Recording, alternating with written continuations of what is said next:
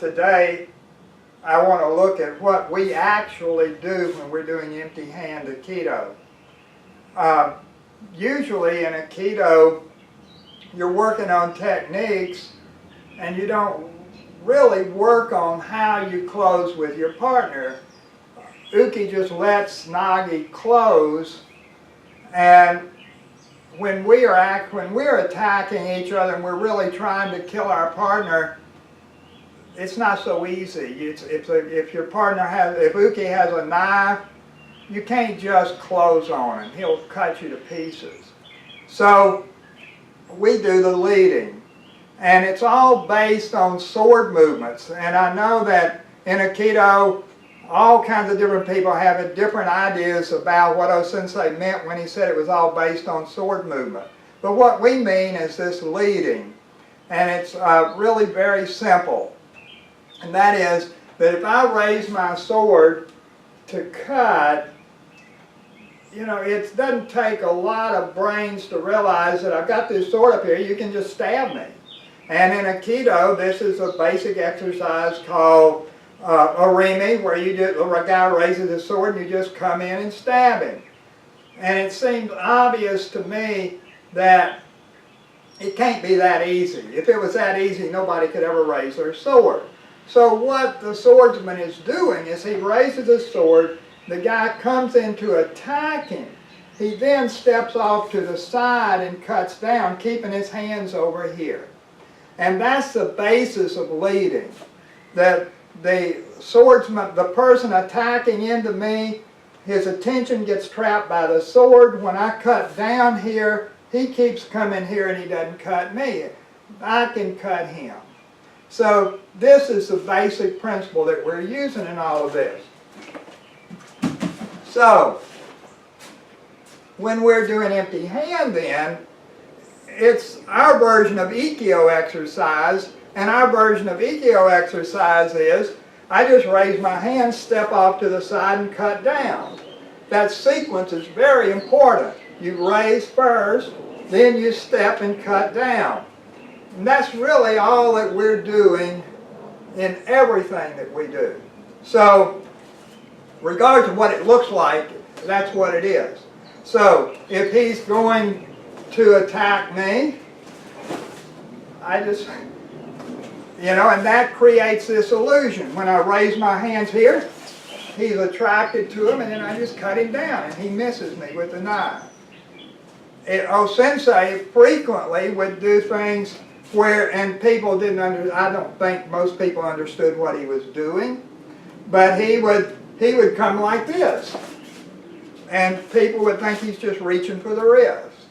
But what he's really doing is trapping this guy's attention. So he's coming straight in, he raises his hand, then he pivots off to the side, but he has trapped the guy's attention so the guy can't stab him as he comes in.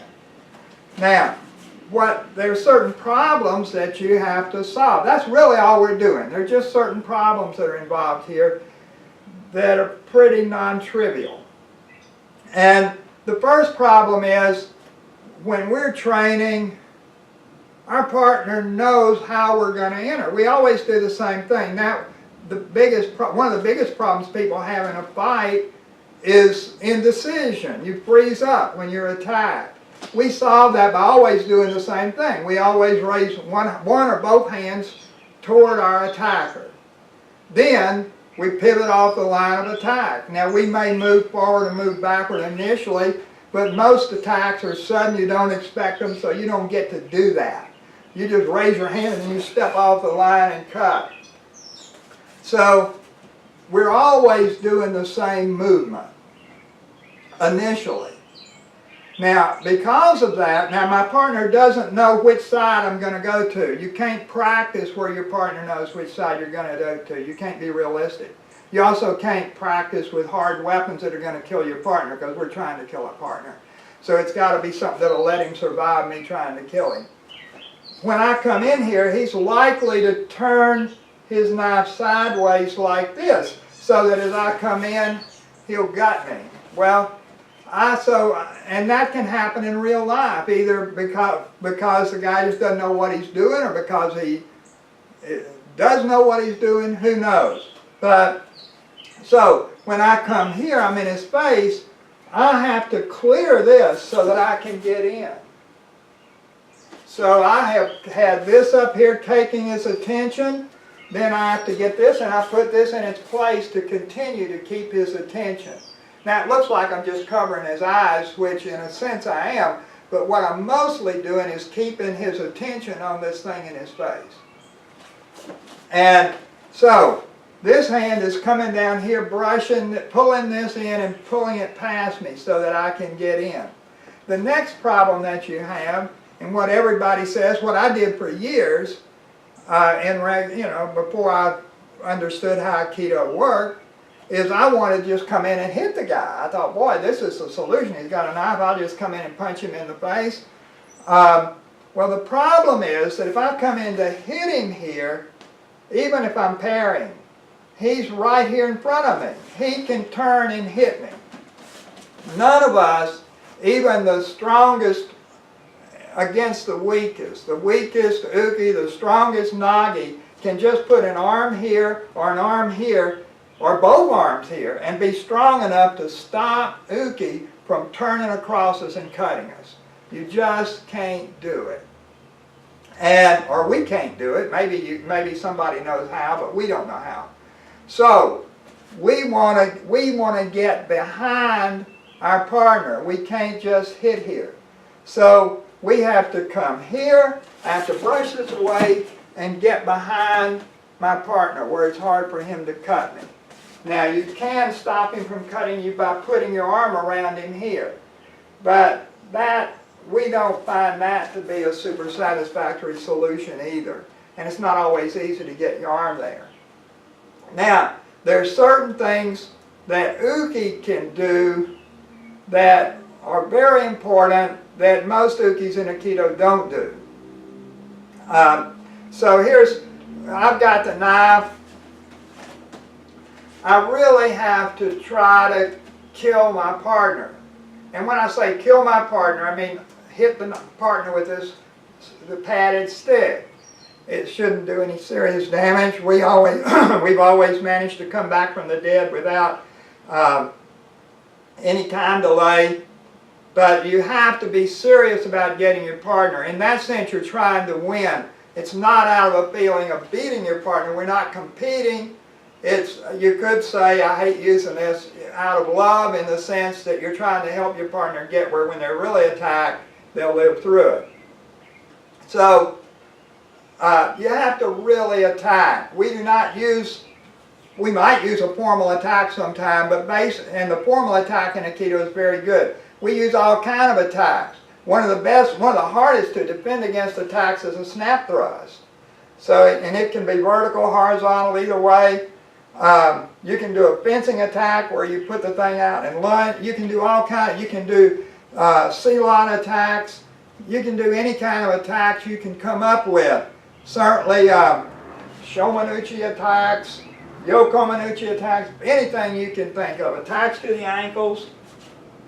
Anything you can think of to mess up your partner. You want him to die here on the mat and not in real life. It also helps when you're doing cuts sideways, keep your elbow locked in. This makes it a whole lot harder to defend against them. So if you're doing a Yokomanuchi or something, keep that elbow locked in. And that makes it extremely hard for Nage to do the technique. A good knife fighter knows that. They are going to do that. So if you're used to reaching out like this and doing this kind of goofy stuff that's easy to defend against, then your partner's not properly trained. Were there any other points there? If I've forgotten, so be sure and read the text at the bottom. If I've forgotten stuff, I'll mention it there. So then one other thing here. There are basically four situations that can arise. One situation is one we just looked at, where we're in what's called gaku ami, where we're in this position where his right foot is forward and my left foot is forward. And from that position, we're sliding behind Uke. That's what's usually done in Aikido, but in a freestyle where you have multiple attackers, you might have to go to either side. You don't know because it depends on where the other attackers are. So, but if I'm going to the front, it's the same thing. I raise his hand and I step here and come on around behind him. And particularly here, there's a real tendency to just punch him in the face. Boy, that's so obvious. Well, he might parry that. And now I'm standing out here facing this knife. I'm not going to be able to just hold this and keep him from cutting me. Or at least we can't do it.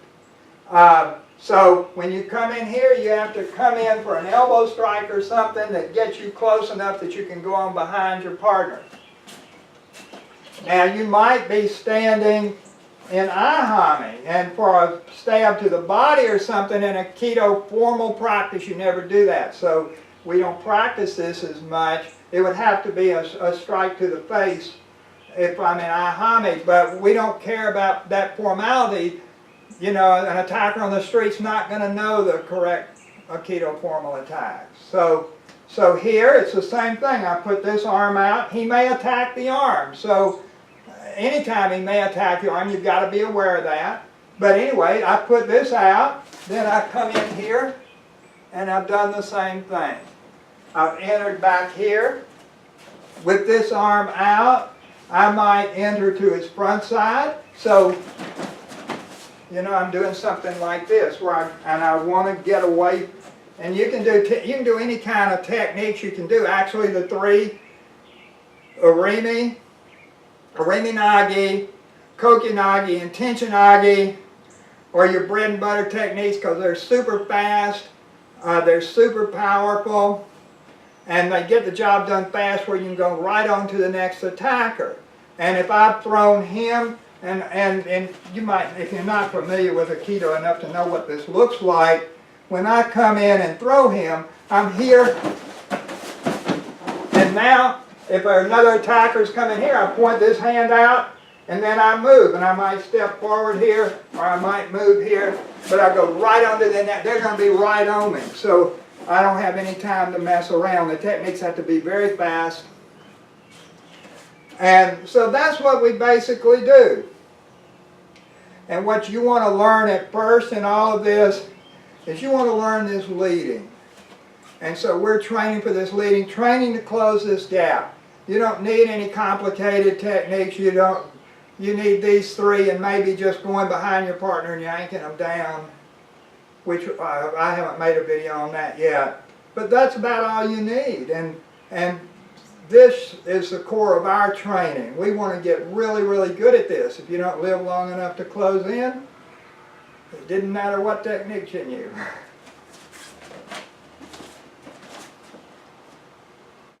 I want to try to create here the feeling that you get when somebody's coming at you empty-handed. And this is pretty blatant, but I want you to get the feeling, and it is pretty blatant when you're doing it empty-handed. With weapons, it's not as blatant, but then the weapons have a lot more intrinsic interest when you're trying to hit somebody with them.